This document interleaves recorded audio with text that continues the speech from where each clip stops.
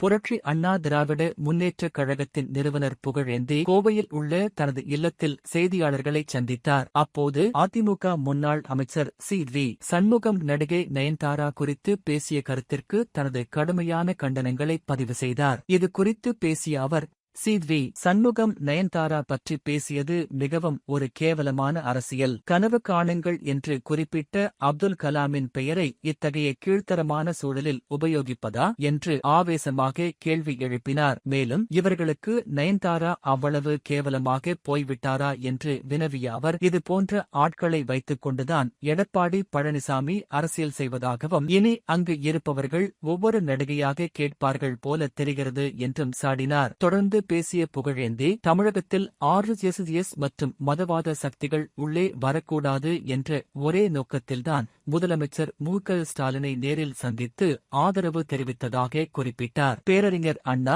எம்.ஜி.ஆர். மற்றும் ஜெயலலிதா வளர்த்த பேரியக்கமான அதிமுகவை அழிக்க வேண்டும் என்ற பாஜகவின் திட்டத்திற்கு எடப்பாடி பழனிசாமி துணை போய்விட்டதாக குற்றம் சாட்டினார். எடப்பாடி பழனிசாமியைப் போன்ற ஒரு துரோகியை அரசியலில் பார்க்க முடியாது என்றும், அவர் அரசியலில் இருந்து தூக்கி எறியப்பட வேண்டியவர் என்றும் விமர்சித்தார். தமிழக வெற்றிக் கழகத்தின் தாக்கம் கடந்த சில நாட்களாக குறைந்து வருவதாகவும், நடிகர் விஜய் வாக்குகளை பிரிப்பது இறுதியில் முதலமைச்சர் ஸ்டாலினுக்கே சாதகமாக முடியும் என்றும் தெரிவித்தார். எம்.ஜி.ஆர். மற்றும் ஜெயலலிதாவைப் போலவே மு.க. ஸ்டாலினும் அடுத்த 10 ஆண்டுகளுக்கு முதலமைச்சராக தொடர்வது உறுதி என தனது அரசியல் கணிப்பை வெளிப்படுத்திய அவர், இந்த தேர்தலில் அதிமுக ஒரு தொகுதியில் கூட வெற்றி பெறாது என்றும் திட்டவட்டமாக கூறினார். எந்த கட்சியெல்லாம் உடைக்கணும்னு நினைக்கிறாங்களோ அது அவங்க எய்ம் பண்ணது. தந்தை பெரியார் பேரறிஞர் அண்ணா தலைவராக கொண்டு புரட்சித் தலைவர் எம்.ஜி.ஆர். புரட்சித் தலைவி அம்மான் வழிவந்த இந்த இயக்கத்தை காலி பண்ணணும்னு முடிவு பண்ணாங்க. ஓரளவுக்கு அதில் எடப்பாடி பழனிசாமியை வச்சு அதை சக்சஸும் பண்ணிட்டாங்க. ஆனால் அவர் ஒரு அடிமை பாரதிய ஜனதா கட்சிக்கு. ஆகவே இந்த மாதிரி சூழ்நிலையில் தான் இந்த தேர்தலை நாம் சந்திக்கிறோம். ஆகவே இந்த தேர்தலை சந்திக்கும் பொழுது நிச்சயமாக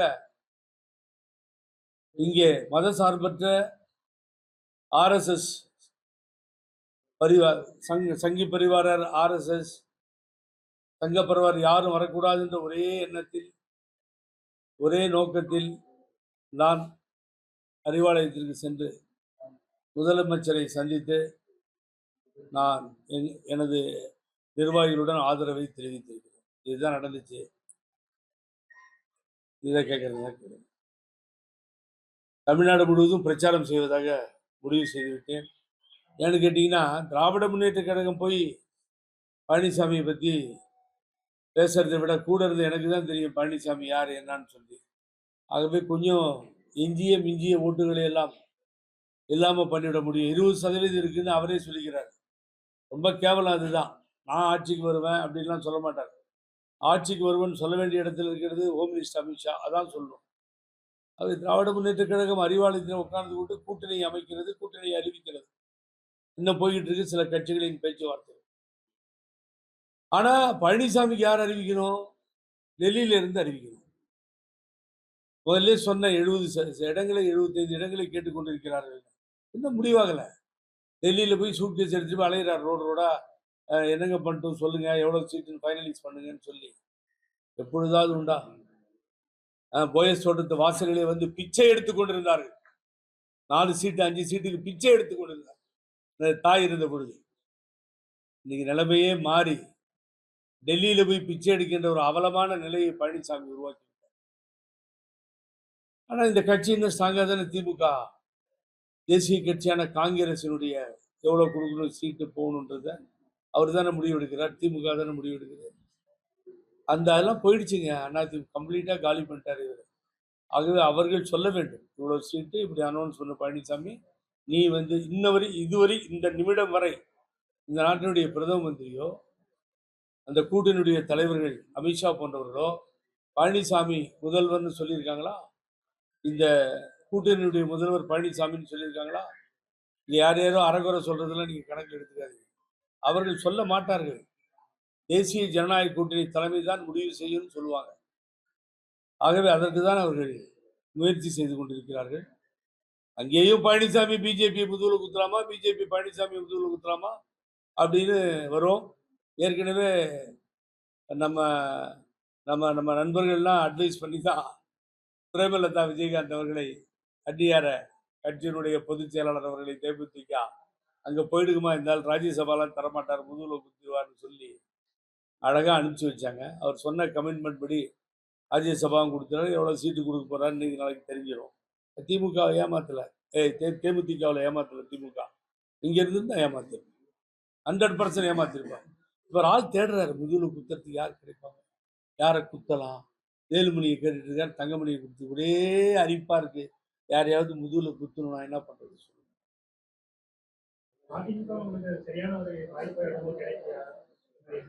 இல்ல நண்பர் கேட்கிறார், வாய் நல்ல இடம் கிடைக்கலையா அதிமுக. இந்த மணிக்கணும் இதே இடத்துல உட்காந்து நீங்களும் இருந்தீங்க, எனக்கு நினைவிருக்கு. அதிமுக அவரோடது இல்லை சார். பழனிசாமி என்னை மன்னிச்சிருங்க, பழனிசாமி கெஞ்சி கூத்தாடி என்னை வந்து வீட்டை தேடி கூப்பிட்டா கூட போக மாட்டேன். எனக்கு இந்த அரசியலே வேணாம்.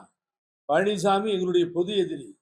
புரட்சித் தலைவர் எம்ஜிஆர் பெயரையும் அம்மா பெயரையும் யார் சொல்லுகிறார்களோ, இந்த பானோங்கி பறக்கின்ற வள்ளல் தந்த கொடியை யார் ஏந்துகிறார்களோ, அவர்கள் அத்தனை பேருக்கும் அரசியலில் ஒரு எதிரி இருப்பாரு. ஏனால் பொது எதிரி பழனிசாமி தான்.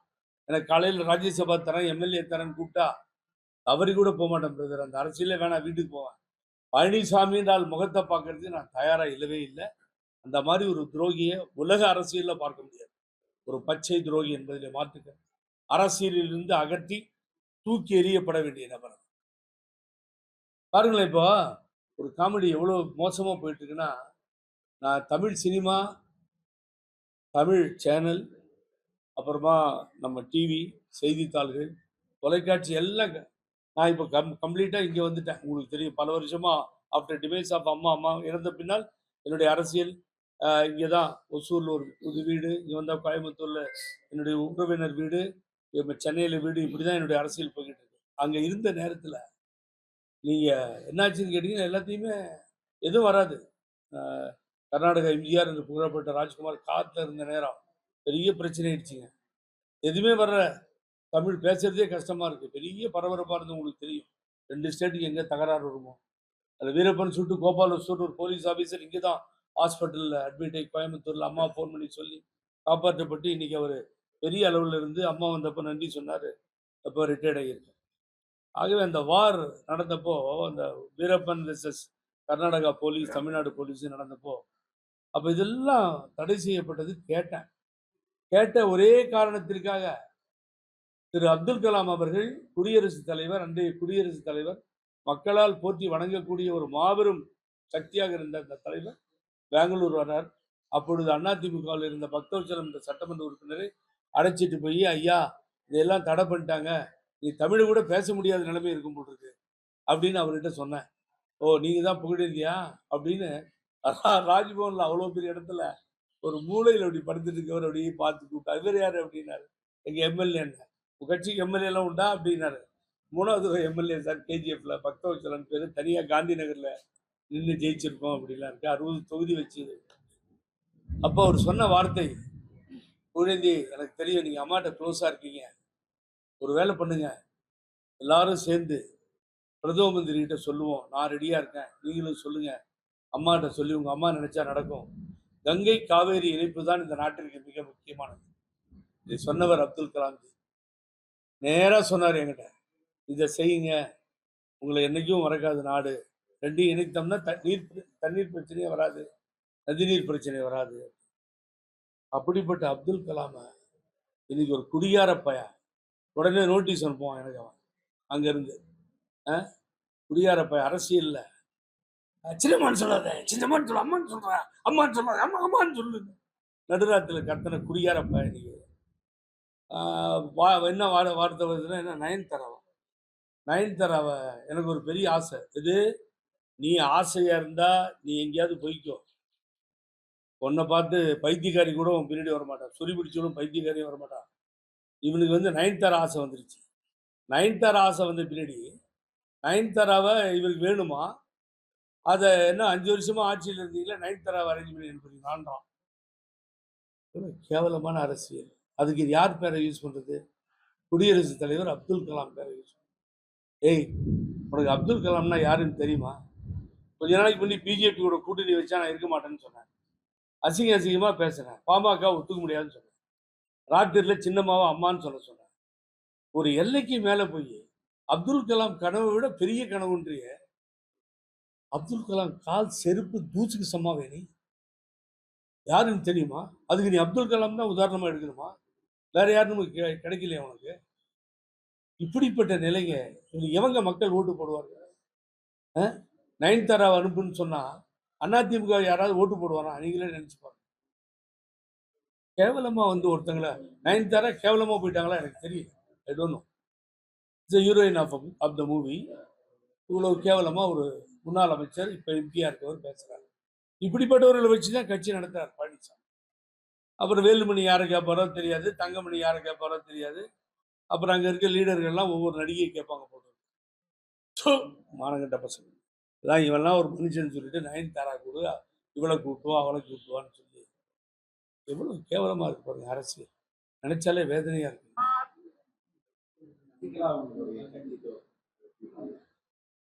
கட்சி அவங்க சொந்த கட்சி இல்லைங்க. ஒரு வருஷமா போராடி தேர்தல் ஆணையத்தில் கட்சின்றது ரிஜிஸ்ட் பண்றதுக்கு பாருங்க. ஒரு காலத்துல ஈஸியா இருந்ததுங்க.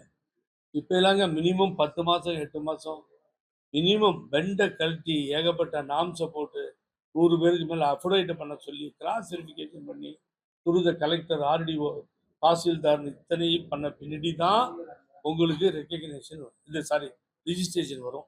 அப்புறம் ஓட்டு வாங்கினீங்கன்னா ரெக்கக்னேஷன். இதுதான் நிலைமை. அவங்க யாருகிட்டே இருந்து இந்த கட்சியை வாடகைக்கு வாங்கியிருக்காங்களோ இல்லை சொந்தமாக பண்ணிக்கிறாங்களோ தெரியாது. அவருடைய சொந்த கட்சி அல்ல. அது என்னுடைய நண்பரோட கட்சி, எனக்கு தெரியும். அதுக்கு இப்பயே வேகமே தினகரன் மேல இருக்க கோபத்தால அது அவங்க இறங்கி ஏதோ பண்ணிக்கிட்டு இருக்காங்க. தான் நடக்குது இப்போ. இது எது மூவ்மெண்ட் சொல்லுங்க பார்ப்போம். இப்போ நான் இங்கே உட்காந்துக்கிட்டு 234 தொகுதிகளில் வேட்பாளர் போடுகிறேன் அப்படின்னா எங்கே எலெக்ஷன் டேட் அனௌன்ஸ் ஆயிடுச்சு, கிட்ட வந்துருச்சு. இதுக்கு முன்னாடி எங்கே போய் தேடுறது, களம் எங்கே அமைக்கிறது, எங்கே வந்து பூத் கமிட்டியை போடுறது, என்ன பண்ணுறாங்க? இவ்வளோ நாள் தூங்கிட்டு வெளியே வந்து பண்ணுறாங்களே, கஷ்டமாக இருக்கு. அவங்க பண்ண வேண்டிய நேரம் 4 முறை நான் நேரில் சந்திச்சு அவங்களுக்கு எல்லாம் சொன்னேன். இப்படி பண்ணலாமா இப்படி பண்ணலாம், கேட்கல. அப்போலாம் இது கடைசி நேரம் வந்துருச்சு. என்னை பொறுத்த வரைக்கும் தேர்தலே முடிஞ்சிருச்சுங்க. நான் உண்மையை சொல்கிறேன். நீங்கள் என்ன நினைச்சாலும் சரி, நீங்கள் யாராவது இவர் ஜால்ரா அடிக்கிறாருன்னு சொன்னாலும் பரவாயில்ல. உண்மையை சொல்கிறேன். ஒரு தடவை தேமுதிகவுக்கு 44 சீட்டு நினைக்கிறேன். அம்மா கடைசியாக முடிவு பண்ணி 43 44 கொடுத்த நேரம் அதை கொடுத்து அம்மா அவர்கள் வந்து அப்போ ஆட்சிக்கு வந்தாங்க.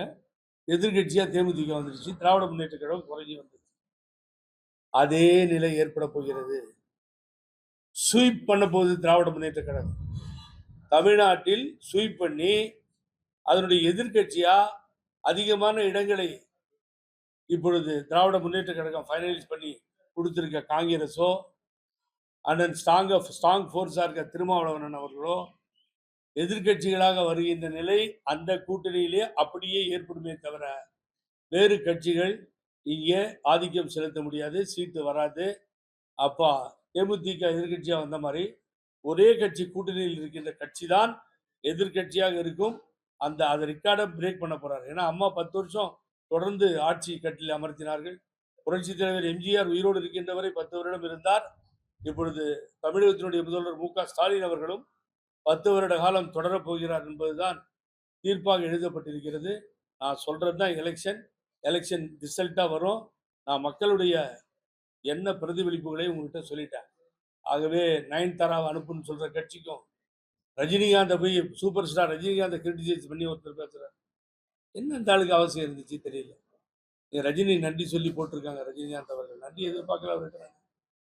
திருமாவளவன் தான் முதல்ல ஆரம்பிச்சார். திருமாவளவன் அவர்கள் அவரை ஏன் பேசுறீங்கன்னு சொல்லி. ஆகவே இது மாதிரி எல்லாம் பண்ணி ஒரு குழப்பத்தை ஏற்படுத்துறாங்க. அதை திமுக கட்ட விடிய அரசுனாரு. விடிஞ்ச உடனே 5000 ரூபா அக்கௌண்ட்டுக்கு போயிடுச்சு. அப்புறம் விடியா மூஞ்சி சொன்னது நடக்கலையே. விடியல் அரசா தானே போகுது. ஆகவே நல்ல திட்டங்களை இந்த முதல்வர் கொண்டு வரும் பொழுது நாங்கள் பாராட்டுகிறோம், ஏற்றுக்கொள்கிறோம். சார் விஜய் இன்னைக்கு ஒரு உண்மை உங்கள்கிட்ட சொல்லணும். அதனால எந்த பாதிப்பு ஏற்பட்டா விஜய் ரசிகர்கள் வந்து நான் விடாம ஒரு நேரத்திலலாம் சொல்லிட்டு இருந்தேன், விஜய் நல்லா மேலே வராரு அப்படின்னு சொல்லி. என்னுடைய நண்பர்கள்லாம் போய் எங்க சேர்ந்தாங்க. நல்லா இருந்தது, ஸ்ட்ராங்காக போயிட்டு இருந்தது. ஒரு 10-15 நாளாக நான் பார்க்குறேன் என்னுடைய தாக்கம் குறைகிறது. காரணம் தெரியல. அங்க ஒரு 4, 5 பேர் இருக்காங்க 2ஆம் கட்ட தலைவர்கள். அவர்களுடைய எண்ணமும் கொள்கையும் என்னவா இருக்குன்னா, யாரும் உள்ள வரக்கூடாது. அவங்கள விட்டு யாரும் உள்ளேயும் வரமாட்டேங்கிறாங்க. கூட்டணியும் வரமாட்டேன்து. வேறு தலைவர்களையும் கொண்டு வராம அவர்களே சுத்திக் கொண்டு இருக்கிறார்கள். அது ஒரு இயக்கம் என்பது புரட்சித் தலைவர் எம்ஜிஆர் எல்லாம் இவங்க சரித்திரம் படிச்சு தெரிஞ்சுக்கணும். மேடையில பேசுறது இல்ல. அவர் பின்னால் எவ்வளவு பேர் நாவலர் இருந்து கே.ஏ.கே. கூடயே இருந்தார். நாவலர் வந்தார்.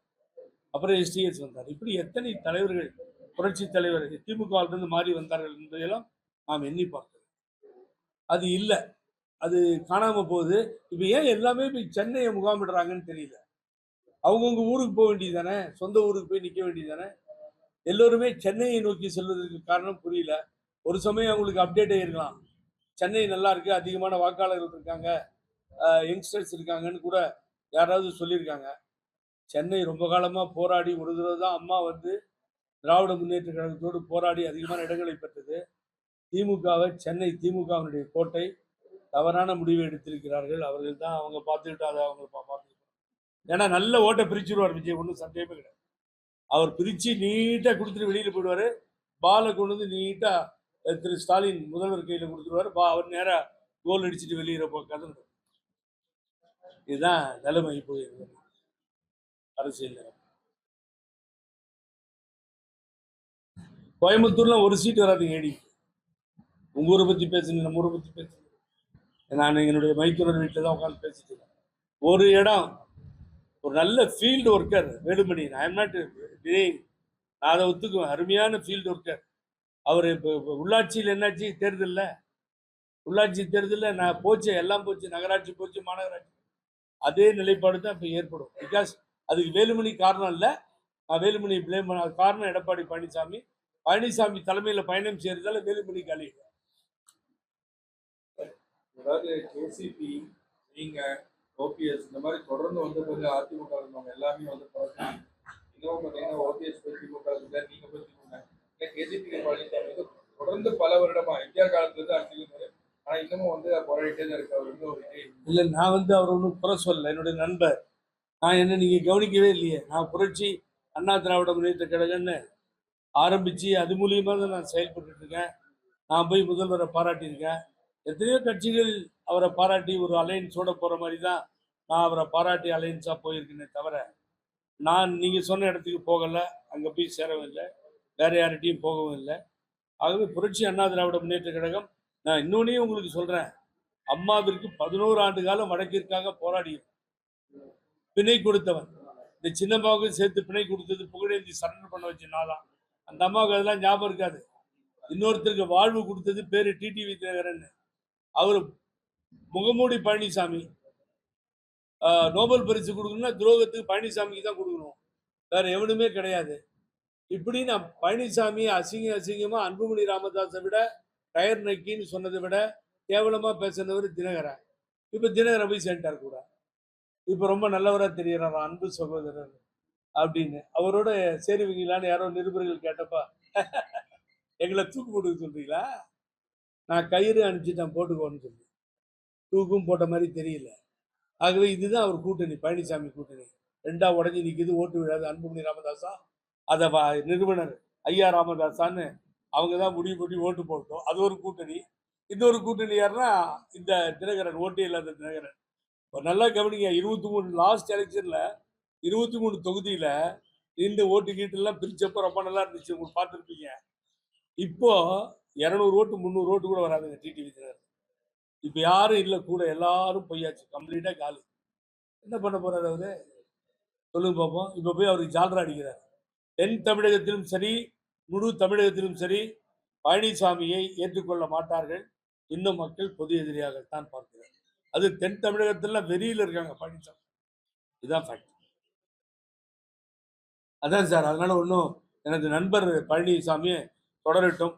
ஆனா எனக்கு இப்போ என்னுடைய கட்டமைப்பு வேணும், என்னோட ஆதரவாளர்கள் இருக்கிறது அவருக்கு தெரியும். த்ரோட்டு தமிழ்நாடு இருக்காங்க. ஆகவே பாய் மாதிரி இருக்காங்க. நேற்று சேலத்தில் கூட்டத்தை போட்டேன். ஆகவே பிரபு பாய் எல்லாம் இப்படி இருக்கின்ற அனைவரும் ஒருங்கிணைந்து போயிட்டு இருக்கோம். அவர்களுக்கு ஏதாவது நாம் செய்ய வேண்டும். தேர்தல் கடமையாற்ற ஒரு எதையும் எதிர்பாராமல் ஒரு பணியை கொடுக்க வேண்டும் என்பதற்காக நான் இதை செய்வேன். திமுக ஆதரவு கட்சி சின்னத்துல எம்ஜிஆர் ஜெயலலிதா இருக்காங்க. திமுக அதை சொல்லியிருக்காங்க. திமுக கட்சி கொடியில கட்சி கொடியில, கொடியில வந்து எம்ஜிஆர் ஜெயலலிதா இல்ல அதை பத்திலாம் ஒன்றும் தவறா பேசவே இல்லை. நான் வந்து அம்மா இருக்கும் பொழுது புகழேந்தியை பார்த்த பின்னாடி அம்மா மூவ் பண்ணாது, எனக்கு பெரிய பெருமை. என்னுடைய குடும்பத்தெல்லாம் உட்கார வச்சு ரொம்ப நேரம் பேசியிருக்காங்க. அங்கே இங்கே வாங்க புகழேந்தி, இங்கே வந்தால் மந்திரி பண்ணுறேன், எம்பி பண்ணுறேன், எம்எல்ஏ பண்ணுறேன்னாங்க. அது 11 வருஷம் கேஸ்லேயே போயிடுச்சுங்க. அதை ஜெயிச்சு கொண்டு வரமான்னேன். குணுகா குற்றவாளின்னாரு. குமாரசாமின்ற ஒரு நீதிபதி அக்யூட்டல் பண்ணார். இறக்கும்போது நிரபராதியாக இறந்தார்கள். அதெல்லாம் தெரிஞ்சுதானே முதல்வரை போய் பார்க்குறேன். இந்த கொடி கட்சி எல்லாத்தையும் அவர் வந்து இன்னும் நான் சொல்கிறேன், ஓப்பனாகவே பிரச்சனை சொல்கிறேன். உள்ளே போனேன், ஒரு ரூம் உள்ள போகும்போது ஒரு முதல்வர் ரூம் அறை. அப்படியே நாங்கள் அம்மா இருக்கும்போதுலாம் கொஞ்சம் செருப்பு கழட்டிட்டு போவோம், செப்பலை வெளியே விடுவோம் ஒரு மரியாதைக்கு. நான் செப்பலை வெளியே விட்டேன், அவர் ஒத்துக்கல. இல்லைங்க நீங்கள் செப்பலை போட்டு வாங்க, அதெல்லாம் வேண்டாம், செப்பல் நீங்கள் காலில் போட்டு வாங்க அப்படின்னு ஸ்ட்ரிக்டாக சொல்லிட்டார். அப்புறம் செப்பலை போட்டு தான் உள்ளே போனேன். அப்புறம் நியூஸில் போயிட்டே இருக்கு, பார்த்தீங்கன்னா இணைந்தார் அப்படின்னு வந்துச்சு. அவரே கவனிச்சு சொல்கிறாரு, தப்புன்றீங்க, இணைஞ்சார்ல அவர் ஆதரவு தான் தரேன்னு சொல்லியிருக்காரு. புகழேந்தி ஆதரவு தராரு, அவருடைய கட்சி சார்பாக புரட்சி அண்ணா திமுக சார்பாக உடனே சரி பண்ணுகிறார். ரொம்ப ஷார்ப்பாக இருக்கார். ஆகவே சொன்னேன், நீங்கள் வந்து திருப்பியும் 10 ஆண்டு காலம் திராவிட முன்னேற்ற கழகன்ற ஒரு சாதனையை படைக்க போறீங்க, அது நடக்க தான் போகுது. ஆகவே உங்களுடைய கட்சியில் இருக்க கூட்டணி கட்சிகளில் ஒரு கட்சி தான் எதிர்கட்சியாக வரும். பழனிசாமி ஒரு சீட்டு ஜெயிப்பார், நீங்கள் நினைக்காதீங்க. அதுதான் நிலைப்பாடு. என்னைக்கும் நான் அம்மாவையும் தலைவரையும் அண்ணாவையும், பேரறிஞர் அண்ணா, தந்தை பெரியார் அவர்களே, பெரியார் பேர் வச்சார் சார், மறந்துட முடியாது. ஆகவே நான் எப்பயும் கலைஞர் கூட தவறாக நான் பேசுனது, திமுகவை ஆதரிக்கின்றதா.